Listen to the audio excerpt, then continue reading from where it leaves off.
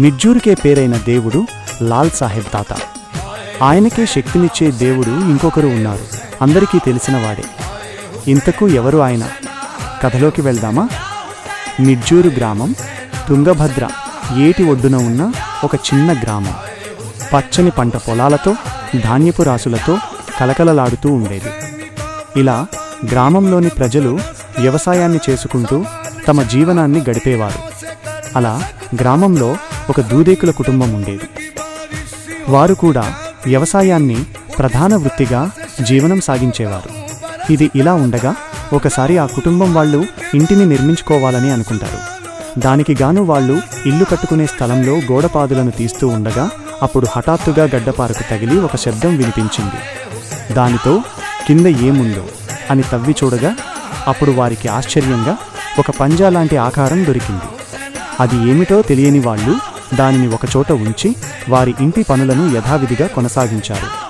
అలా వారు ఇంటిని నిర్మించుకోవడం పూర్తి అయింది. అలా నిర్మించుకున్న ఇంటిలోనే ఒకచోట ఆ పంజా లాంటి ఆకారంలో ఉన్న దానిని ఉంచారు. అలా కొన్నాళ్లకు, అంటే మొహరం పండుగకు ముందు వారు నిద్రిస్తుండగా హఠాత్తుగా ఆ పంజాను ఉంచినటువంటి చోటు నుండి శబ్దాలు వినిపించడం జరిగింది. ఇది ఇలా రోజూ జరుగుతూ ఉండడంతో ఆ ఇంటిలోని వాళ్ళు భయానికి లోనయ్యారు. ఆ పంజా లాంటి ఆకారం ఏమిటో, ఇలా రాత్రిపూట శబ్దాలు రావడానికి కారణమేమిటో తెలుసుకోవాలనుకున్నారు. అప్పుడు గ్రామంలోనే ఉన్న పెద్దలను తమ ఇంటికి తీసుకువెళ్ళి ఆ పంజా వంటి ఆకారాన్ని చూపించారు. అప్పుడు ఆ గ్రామ పెద్దలు దానిని చూసి ఇది మొహరం పంజా వంటి ఆకారంలో ఉంది అని చెప్పారు.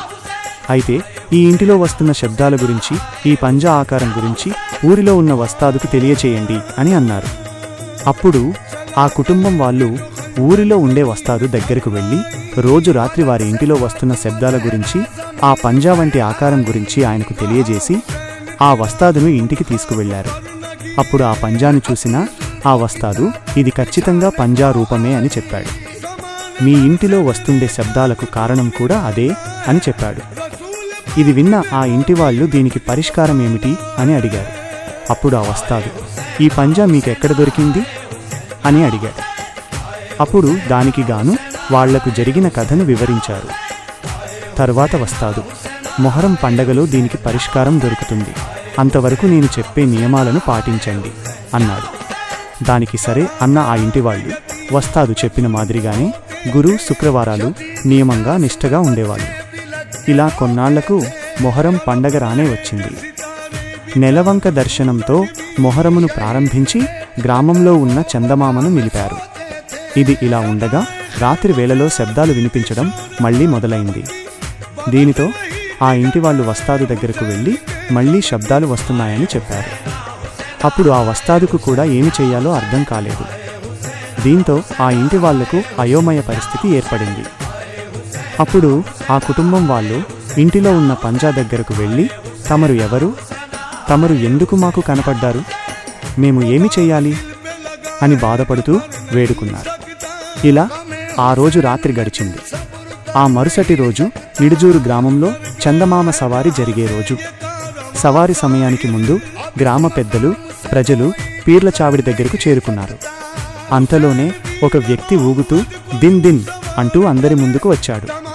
అప్పుడు ఆ వ్యక్తిని తమరు ఎవరు, తమరి పేరును చెప్పవలసిందిగా గ్రామ పెద్దలు అడిగారు. అప్పుడు ఆ సవారీగా వచ్చిన వ్యక్తి నేను ఎవరినో, ఎక్కడ ఉన్నానో మీకే చూపుతాను, నాతో రండి అని అన్నాడు. అప్పుడు గ్రామ పెద్దలు, వస్తాదు ఆయనతో పాటుగా వెళ్లారు. ఇలా సవారి వచ్చిన వ్యక్తి ఆ దూదేకుల వారి ఇంటి దగ్గరకు వెళ్ళాడు. అప్పుడు వస్తాదు ఎందుకు ఇక్కడికి తీసుకువచ్చారు అని అడిగాడు. ఈ సవారి వచ్చిన వ్యక్తిని, ఆయనతో పాటు వచ్చిన జనాన్ని చూసి ఆ ఇంటి వాళ్ళు ఏమిటా అని ఆశ్చర్యపోయారు. అప్పుడు ఆ సవారి వచ్చిన వ్యక్తి మిమ్మల్ని ఇన్నాళ్లు రాత్రి శబ్దాలతో ఆశ్చర్యపరిచిన వాడని నేనే, మీ ఇంటిలో పంజాగా ఉన్నది నేనే అని అన్నాడు. ఇది విన్న ఆ కుటుంబీకులు తమరి పేరును చెప్పవలసిందిగా కోరారు. అప్పుడు ఆ వ్యక్తి ఏం చెప్తాడో అని గ్రామ పెద్దలు, వస్తాదు ఆశ్చర్యంగా చూస్తూ ఉన్నారు. అంతలో ఆ సవారీ వచ్చిన వ్యక్తి నా పేరు హిమం కాసిం, నేను ఇన్నాళ్లుగా ఈ స్థలంలోనే మట్టిలో ఉన్నాను. నేను బయటకు రావాలని తలచి వీరు గోడపాదులు తీస్తూ ఉండగా వీరి కంట్లో పడ్డాను. అలాగే ఇంకా ఇద్దరు ఈ స్థలంలోనే ఉన్నారు, వారు నాతో రాలేదు అని చెప్పాడు. అప్పుడు వస్తాడు గ్రామ పెద్దలు తరువాత ఏమి చెయ్యాలని అడిగారు. అప్పుడు సవారీగా వచ్చిన వ్యక్తి, నా పంజాను పీర్ల చావడిలో నిలిపి సవారిని జరపాలి అని అడిగాడు. ఇలా చేస్తే గ్రామం సుఖశాంతులతో సంతోషంగా ఉంటుంది అని అన్నాడు. దీనికి పెద్దలు సరే అని అన్నారు. ఇలా ఆ రోజు యథావిధిగా చందమామ సవారిని జరిపి మొహరం సంబరాలు ముగించారు. అలా మళ్ళీ ఏడాది మొహరం పండగరానే వచ్చింది. నెలవంక దర్శనంతో మొహరం పండగ ప్రారంభమైంది. అల్లాయి గుంతను తీసి ఈసారి చందమామ పీరుతో పాటుగా హిమం కాసిం పీరును కూడా నిలిపారు. ఉన్న ఇద్దరికి ఒక్కొక్కరికి ఒక్కొక్క రోజు సవారిని జరపాలని నిర్ణయించారు. అలా మొదటి రోజు హిమం కాసిం సవారిని, తరువాత రోజు చందమామ సవారిని జరపాలని నిర్ణయించుకున్నారు. దానిలో భాగంగా హిమం కాసిం సవారి రోజు రానే వచ్చింది.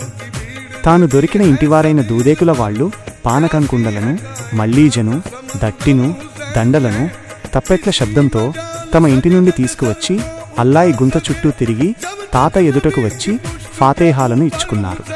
ఇలా గ్రామంలో ఉన్న ప్రజలు అందరూ తాతకు కొబ్బరికాయలను, చక్కెర చదివింపులను ఇచ్చుకున్నారు. అలా రోజు రాత్రి 1 గంట సమయానికి సవారిని జరపాలని అనుకున్నారు. అలా 1 గంట సమయం రానే వచ్చింది. తప్పెట శబ్దాలు మోగించగా గ్రామ ప్రజలందరూ పీర్ల చావిడి దగ్గరకు చేరుకున్నారు.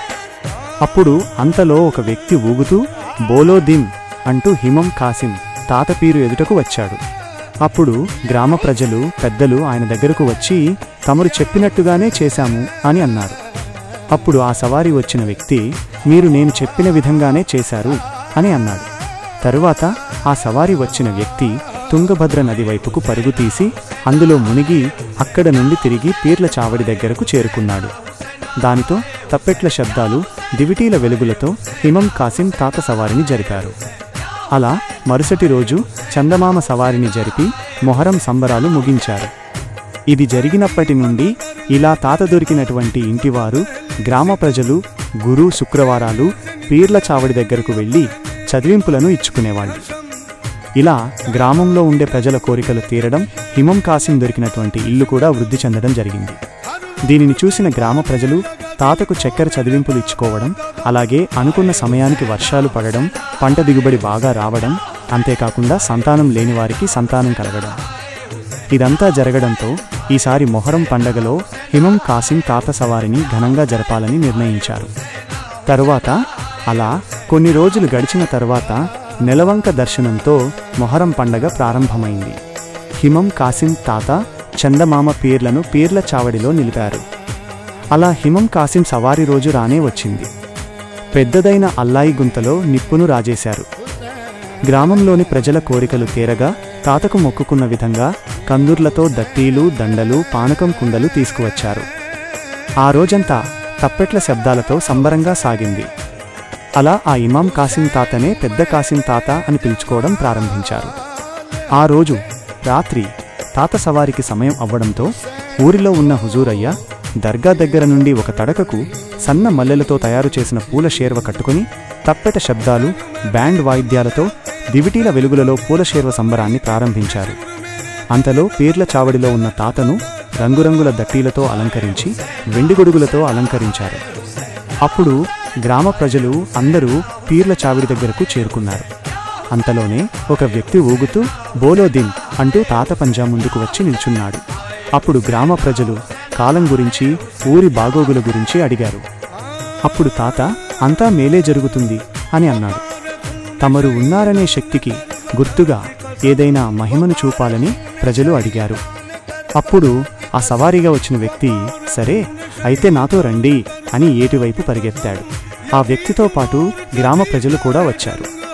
అప్పుడు ఆ వ్యక్తి నీటి దగ్గర నిలబడి ఎవరైనా పసిపిల్లలు వచ్చి 5 దోసిళ్ల ఇసుకను తన చేతిలో ఉంచమని అన్నాడు.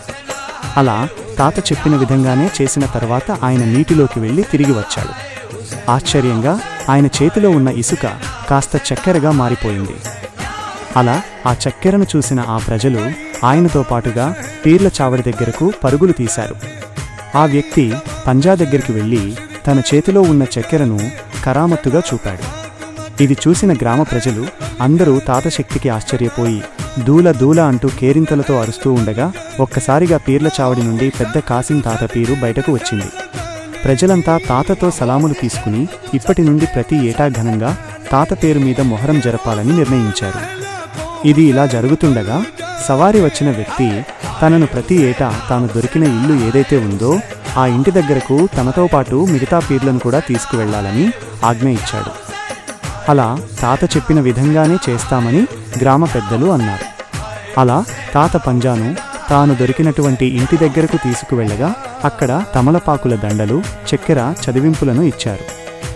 అక్కడ పెద్ద కాసిం తాతను చక్కెరను కొట్టించి అంటే చుట్టూరా పీరును తిప్పి అక్కడి నుండి మళ్లీ తిరిగి వస్తారు. ఇలా పెద్ద కాసిం తాత మహిమచేత గ్రామంలోని ప్రజలు చదివింపులు ఇస్తూ ఉండేవారు. అలా ప్రతి సంవత్సరం సవారిని సంబరంగా జరిపేవారు. ఇది ఇలా జరుగుతూ ఉండగా కొన్ని ఏళ్లకు అనుకోని పరిణామాలు ఎదురవ్వడం, లాల్ సాహెబ్ తాత గాడిదమల్ల నుండి రావడం జరిగింది. అప్పుడు ఊరు అనుకోని పరిస్థితుల నుండి గట్టెక్కింది. ఆనాటి నుండి లాల్ సాహెబ్ తాతకు పెద్ద సరిగేసు చేయడం ప్రారంభించారు. ఇలా పెద్ద కాసిం తాతకు చిన్న సరిగేసును నిర్ణయించి లాల్ సాహెబ్ తాత పెద్ద సరిగేసుకు ఏమాత్రం తగ్గకుండా పెద్ద కాసిం తాత సరిగేసును కూడా జరుపుతూ వస్తున్నారు. అలా నేటికి వర్షాకాలంలో మొహరం పండగ వచ్చినప్పుడు చిన్న సరిగేసు రోజు తప్పకుండా వర్షం కురవడం చూడవచ్చు. ఇలా ఊరిలోని ఒక కుటుంబం కథే ఊరు కథగా మారి గ్రామ ప్రజలు దైవంగా కొలుచుకునే విధంగా నిలిచింది. అప్పటి నుండి ఇప్పటికీ ఇంకా పెద్ద కాసిం తాత ఆ ఇంటి దగ్గరకు వెళ్లడం ఇప్పటికీ మనం చూడవచ్చు. ఆ రోజు తాత చెప్పిన విధంగానే మిగిలిన 2 పంజాలు ఆ స్థలంలోనే ఉన్నాయని చెబుతారు. ఈ విధంగా లాల్ సాహెబ్ తాత సవారికి పెద్ద కాసిం తాత సవారికి ఏమాత్రం భేదం లేకుండా రంగురంగుల విద్యుత్ కాంతులతో అన్నదానంతో పెద్ద కాసిం తాత సవారిని జరుపుతూ వస్తున్నారు. ఇలా పెద్ద కాసిం మరియు లాల్ సాహెబ్ తాతలు భక్తుల కోరికలను తీరుస్తూ నిడుజూరు గ్రామాన్ని కాపాడుతూ గ్రామ ప్రజల హృదయాల్లో నిలిచిపోయారు. అందుకే నేటికి వారి ఇరువురి పంజాలను మధ్యలో ఉంచి మొహరం పండుగను ఘనంగా జరుపుతున్నారు.